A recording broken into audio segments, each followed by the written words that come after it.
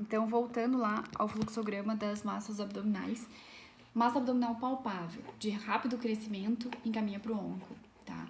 Uma dor abdominal recorrente, você achou uma massa abdominal, tem perda de peso, hematúria, febre de origem determinada, hipertensão, sinal de Cushing, alteração do hábito intestinal. Então, uma criança que sempre fazia cocô bonitinho, estava sempre certinho, de repente começou a ficar constipada, faz um ultrassom, tem massa, aí você vai sempre investigar, vai sempre encaminhar lá para um oncologista. E lembrando também dos aumentos de volume testicular, que entra também nesse nosso fluxograma, que você faz o ultrassom sempre, tá? A não ser que seja nos casos pequenininhos que a gente vê que é bem hidrocele. E aqui a emergência, uma massa abdominal de crescimento rápido, esse paciente tem que internar e ser encaminhado imediatamente. Os tumores ósseos, então, são o sexto em frequência em crianças, sendo mais frequente na adolescência. Apresenta aproximadamente 8% de todas as neoplasias. Os tumores ósseos mais comuns são os osteosarcoma e o sarcoma de Ewing. O osteosarcoma é mais comum em adolescente, na fase rápida lá de crescimento, e em geral entre os 10 e 19 anos de idade. E a clínica, a gente geralmente é dor localizada, então, claro, o tumor é ali, naquele lugar do osso, então a criança fala, é aqui a minha dor.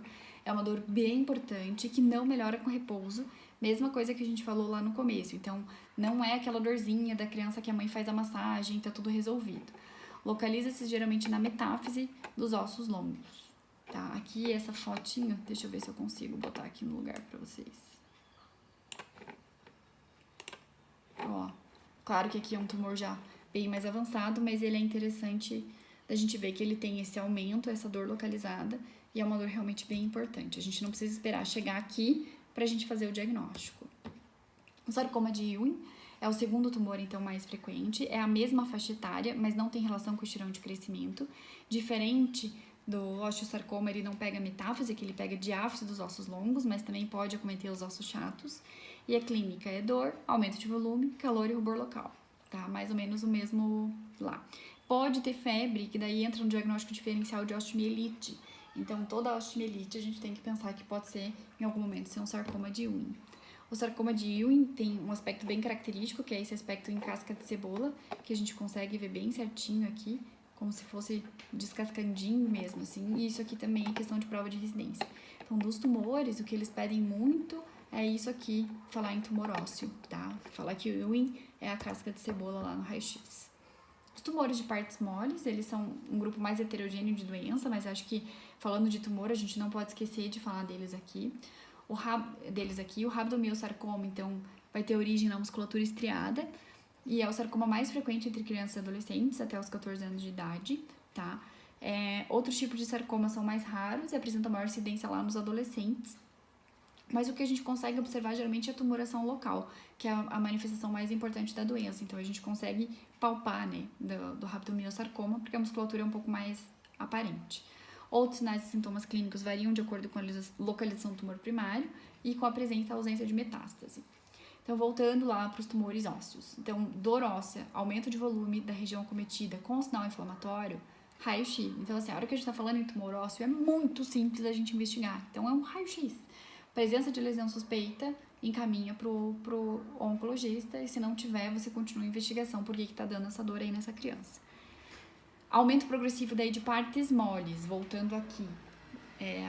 A gente vai fazer ultrassom ali da região, se tiver massa suspeita, investir. Então, aqui é um fluxograma que não dá pra errar. Dor óssea, raio-x, e dor de partes moles é ultrassom. Não tem muito o que a gente pensar diferente disso.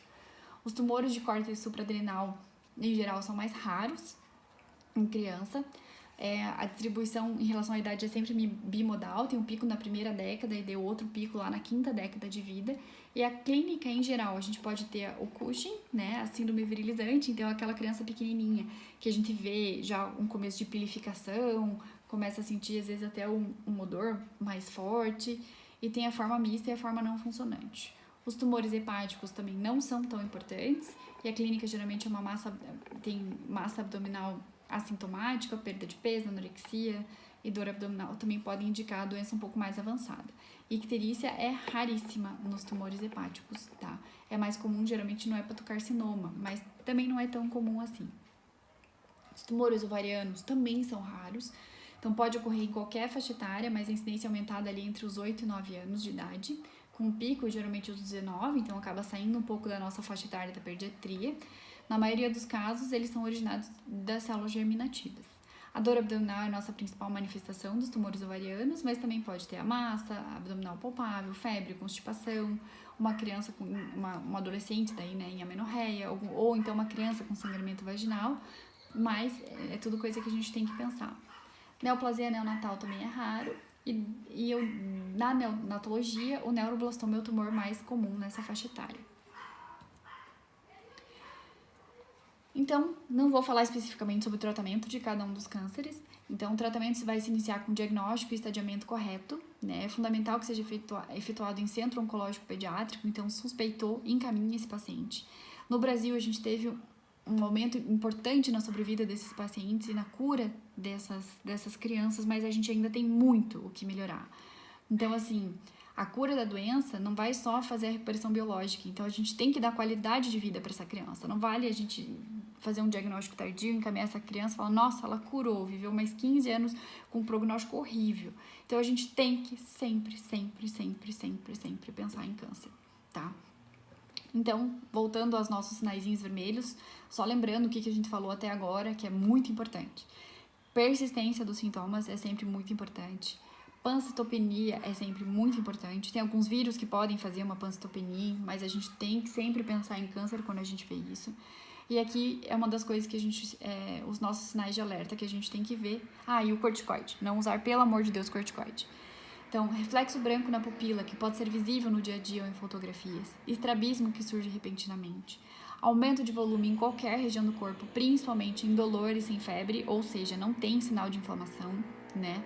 Manchas roxas que aparecem pelo corpo em regiões pouco frequentes. Se você estiver falando de uma criança que tem na perna um monte de roxa, onde ela está batendo o dia inteiro, é normal. Agora, áreas que você não está associado tanto ao trauma, no tórax, costas, ou até mesmo abdômen, sempre tem que chamar atenção. Claro que uma das coisas que a gente tem que pensar quando tem manchas roxas em regiões pouco frequentes é também em maus tratos, que infelizmente é um pouco mais comum ainda do que os nossos tumores, mas a gente não pode esquecer de pensar lá no tumor. Mas não esqueçam dos maus tratos, a hora que a gente vê essas manchas roxas, pelo amor de Deus. Dores persistentes nos ossos, dor articular e nas costas, fratura sem trauma. Sinais precoces de puberdade, então uma criança com acne, voz grave, ganho de peso, pubarca, telarca, em meninas com menos de 8 anos, né, e telarca ou gonadarca em meninos com menos de 9 anos.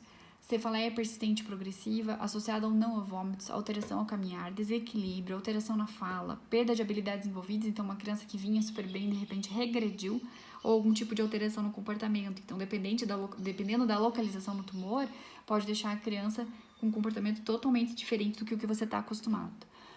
Febre prolongada, perda de peso, palidez ou cansaço persistente inexplicados. Então, não esquecer, febre, perda de peso, palidez. Então, essa é uma campanha bem interessante, que é para a população leiga, mas é super importante a gente lembrar desses sinais aqui. E se tem alguma coisa que tem que ficar dessa aula, é isso. Só faz o diagnóstico de câncer quem pensa em câncer.